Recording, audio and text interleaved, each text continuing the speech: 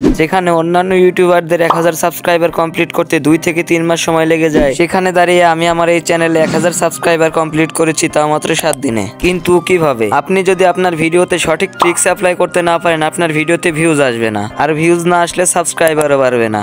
আজকের ভিডিওটা মনোযোগ দিয়ে শেষ পর্যন্ত দেখলে আপনিও খুব কম সময়ের মধ্যে আমার মতো 1000 সাবস্ক্রাইবার কমপ্লিট করে ফেলতে পারবেন খুব সহজেই। এবং আমি আমার ভিডিওতে কি কি ট্রিক্স অ্যাপ্লাই করেছি যার কারণে মাত্র 7 দিনে আমার 1000 সাবস্ক্রাইবার কমপ্লিট হয়ে গেছে, সেটাও আজকের ভিডিওতে আমি রিভিল করে দিব।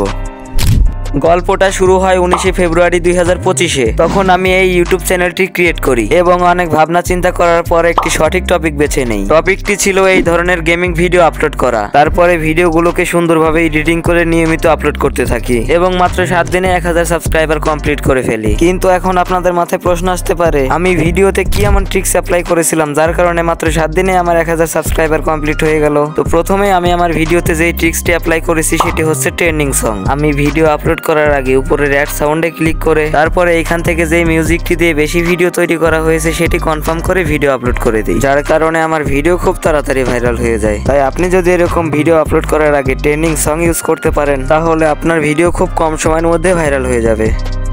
তারপরে যে ট্রিক্সটা আমি ভিডিওতে অ্যাপ্লাই করি সেটা হচ্ছে ম্যাজিক্যাল এডিটিং। আপনারা এই ভিডিওটা দেখলেই বুঝতে পারবেন।